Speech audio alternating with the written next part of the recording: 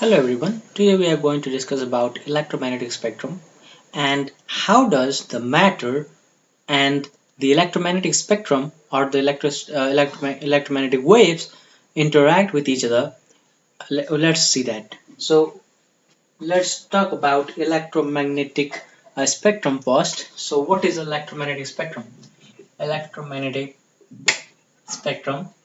This is a spectrum which consists of gamma rays,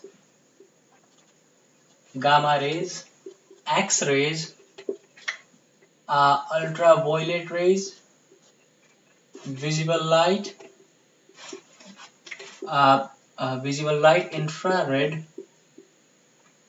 infrared waves, microwave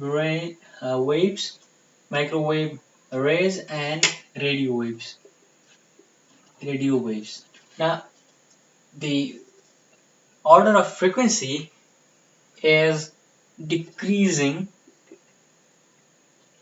decreasing frequency. And if you see this spectrum on the basis of wavelength, then it's increasing wavelength. Okay, so now we know the energy is actually h times nu or hc by lambda. So we can say that energy of the electromagnetic spectrum or the components of electromagnetic spectrum, which means these depend upon the frequency or lambda, which is wavelength. But the relations with these two are different for the energy. That I mean to say that energy is directly proportional to nu, which is frequency. So that means if I say decreasing frequency, then I mean decreasing energy too. And if I say increasing wavelength, it also means decreasing energy. Okay, now we have these 1, 2, 3, 4, 5, 6, 7 things, and we have to talk about the interactions, interactions of these components of electromagnetic spectrum with the matter. Let's talk about these individually.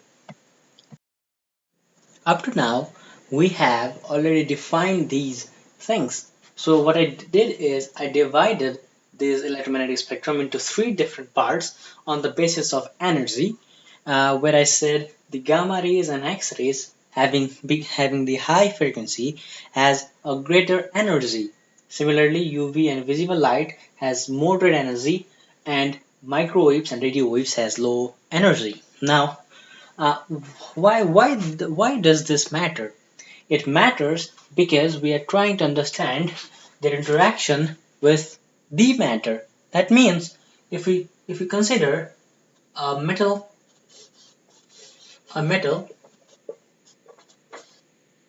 plate which have electrons on it, now then we can see how does these incident radiations impact or change the original behavior of that metal plate. So that's why if you want to see that, we would be interested on understanding the effect of energy on that metal plate. That's why I divided them on the basis of their energy. So let's talk about that. When we incident gamma ray or sometimes X-rays, I just mean to say that when we incident some something or some component of electromagnetic spectrum with a high frequency and high energy to a metal plate, then what do you think happens? Now, one of the three things might happen, and those three things are knock some electrons out, scatter, or interact with the nucleus. Now, what do you mean by knock some electrons out? So, what I mean to say is, by the photoelectric effect, when we have a metal Now, choosing a metal is another whole bunch of things, but let's just say we are talking about alkali metals. So, alkali metals. Alkali metals, and when I say alkali metals, I just mean to say they have lower ionization energy, low ionization energy, and if we have such kind of metal, then when we incident high high energy photons like gamma photons or X-ray photons, then I said three things might happen. The first one is knock some electrons out. It means when this metal plate has a work function phi nearly equals or when it is smaller than this incident energy, then it might get some electrons out, which are known as photoelectrons, because they are the electrons that are ejected by the photon. Now that is the uh, one of the scenarios. Another thing that might happen in such a scenario is scatter. So by scatter, I mean when I say scatter, I mean when we have some incident photon and we have an electron in our metal, then what might happen is this might get scattered, and from that, what I mean to say is let's draw it here. So we have some electrons, and when we get an incident photon of energy h nu, sorry, h nu and hc by lambda, then what might happen is it might it might eject it might eject this electron and it may get scattered.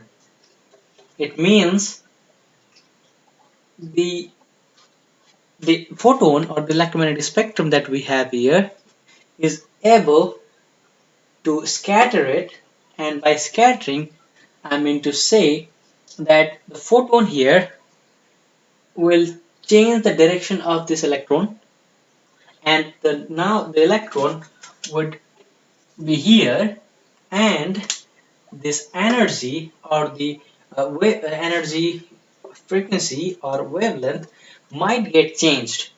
Okay, so this wavelength would be changed because of this energy, and this is the process what we call as scattering. And in this kind of scattering we call as a Compton scattering. Now there are a lot of nuances around it, and I'm not going to the detail because I will definitely uh, talk it in Compton scattering video.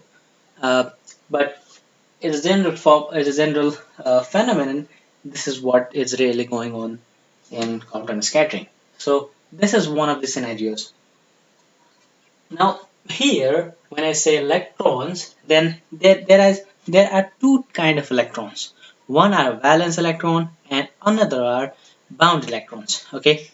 Now when I say uh, a bound electron, uh, by that what I mean to say is I'm talking about shielding electrons or inside electron. I don't know what to say it.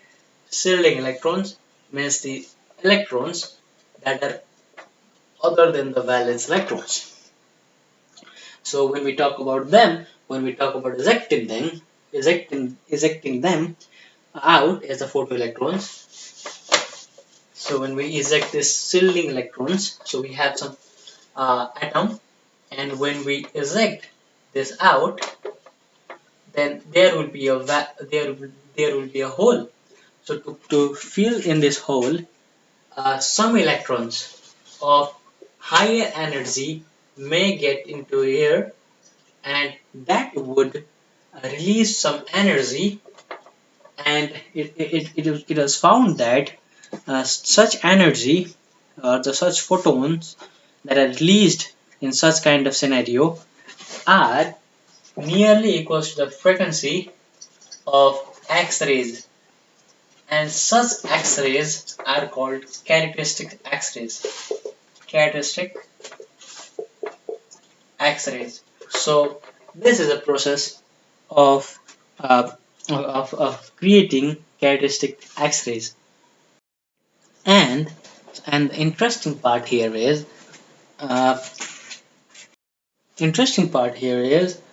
when when we just see the phenomenon of ejecting the shielding electrons out of their shell. This phenomenon is actually the photoelectric effect itself. So it is a photoelectric effect, and the immediate result of that photoelectric effect is that the electron of the higher energy level reaches to the lower energy level to fill that gap, fill that hole, and that would create the characteristic X-rays. Okay. Now it is not the general process. It is not the thing that always happens. Okay, it is not compulsory to give characteristic X-rays by the photoelectric effect, because the photoelectric effect can also be done not only by the high energy, high frequency gamma rays and X-rays, but the lower energy or the moderate energy of moderate energy UV and visible rays or visible light. So that's why what we can say is it doesn't necessarily mean that X-ray or characteristic X-rays would be formed just after the photoelectric effect, because photoelectric effect can also be done by visible and UV rays, which has moderate amount of energy, and it doesn't quite do so. So this is it. Now, when we talk about ejecting not the shielding electrons but the valence electrons, not the shielding electrons but the valence electron, then this process is called ionization. This process is called ionization. Okay. Now this ionization would also result in photoelectric effect, because it doesn't matter in photoelectric effect where does the electrons come from, either from the shielding electrons, either from the shielding either they are shielding electrons or valence electron. We just need some valence, some photoelectrons coming out of this metal plate. That is all we need to declare it to be a photoelectric effect. Now another thing that might happen is uh, when we when we do some when we uh, incident some of the energy, some radiation, like radio waves or radio waves or infrared waves or microwaves, then such waves or such components of electromagnetic radiation, is they have lesser amount of energy in them, lesser amount of energy in the photons. They don't have that much of energy to overcome that work function. So that's why, sorry. So that's why they cannot uh, eject the photoelectrons. Rather, the energy that they have are absorbed by the metal itself, and that is what uh, result in heating or the vibration of the metal plate. Okay, so we talk about how the different components of electromagnetic radiation would interact with the metal plate or the matter. Up to now, we have been discussing about the interactions of matter with the outer portion of the outer portion of the atom, that means the electrons, but we haven't quite understood how does the electromagnetic radiation interact with the nucleus. Now when we say electromagnetic radiation, we just mean gamma rays and X rays, because gamma rays and X rays only have that much of energy to penetrate up to the nucleus. That's why we would just understand the interaction of gamma rays and the nucleus. And when now this kind of interaction would result into something called pair production. Now, the pair production is a very fascinating topic to understand, because now if you even listen to that, you will be surprised what pair production is. So it says, uh, let me read it. So S. So we have a nucleus. Okay. So let's imagine a atom, and we have nucleus. We don't need anything else like electrons in our explanation here. So we just have a nucleus, and we have a high energy gamma ray. So we make say we have some photons, gamma photons, and if these gamma photons have energy of 1.022 mega electron volt, the energy equal to 1.022 mega electron volt or higher than that, then what it does is when it comes near to the when this gamma photon comes near to this boundary of nucleus, the intense electric field of this nucleus, the intense electric field of this nucleus is a result of the photons, sorry, not photons, but protons, nucleons, and other particles inside the nucleus. Now, because of that, there is an intense electric field around it, and when gamma photon interact with with this intense electric field, this gamma photon would disappear, and the photon would just release its energy.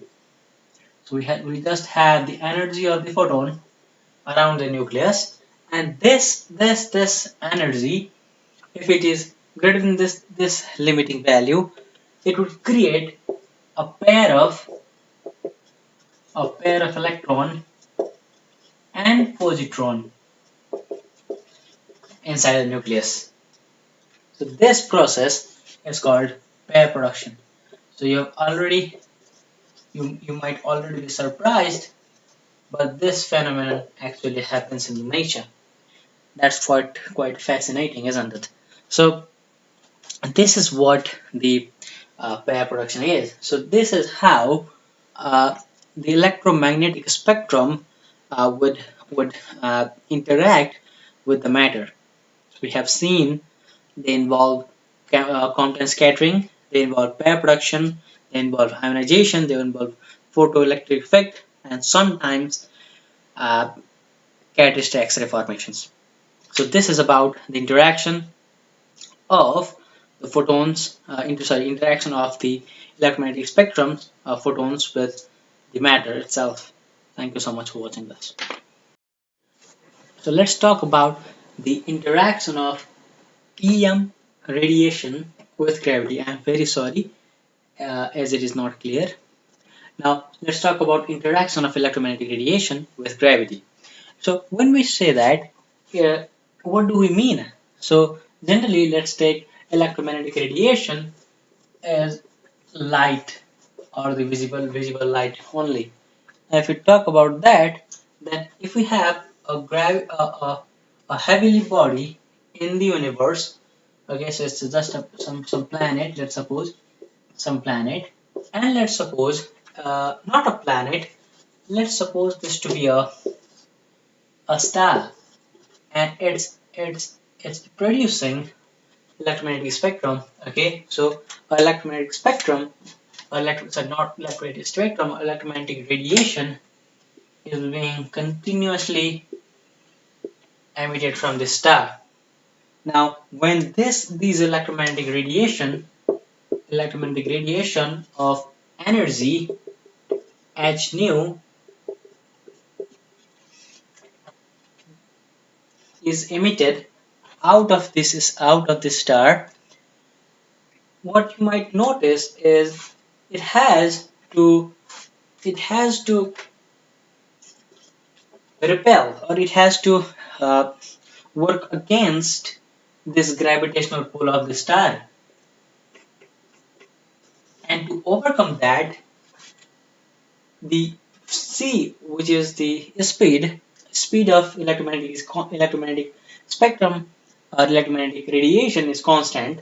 So that's why it cannot trade off with this speed. So we don't have any a trade off with the speed, and not with h also, because both are constants. So only trade off left is with either frequency or wavelength. So what I mean to say is, when we have an electromagnetic spectrum leaving a planet or leaving a star, then it has to work against this gravitational pull of the star. And for that, it needs to trade off some of its energy. Here we know energy is given by hc by lambda, or h nu, and hc are constants. That means only trade-off left of the energy means a trade-off of frequency or wavelength. So when we say a star is emitting its light, we mean to say that the photon coming from that star are, are changing, or are having a little bit of change in their original wavelength or frequency when they come up to us, leaving that star. So what it is when we have electromagnetic radiation and a gravitational pull, this interaction would create something called gravitational red effect. Gravitational red effect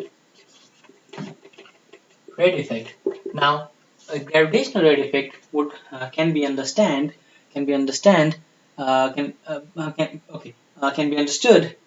by understanding this concept. That is, it has to. So, if let's suppose energy is decreased. If energy is decreased, that means nu is also decreased. But that means the wavelength is increased. So this change in wavelength, okay, or we can say change or increase in wavelength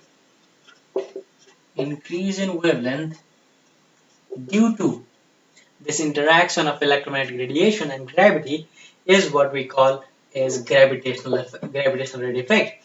And the red here comes from the fact that when there's an increase in wavelength, it means there is. So if I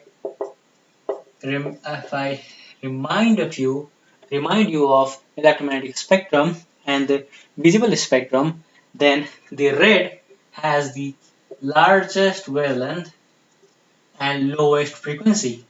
So it means this frequency would go towards the red frequency, also red wavelength, or towards the red uh, spectrum. That's why we call it to be a red effect. Now, if we have some electromagnetic spectrum going into the star or going into the planet, then as a result of that would be increase in the wavelength, or decrease in the wavelength and increase in the frequency, and that is something what we call as a blue effect. Okay, that is something we call as a blue effect. So this is about the interaction of electromagnetic radiation with the gravity.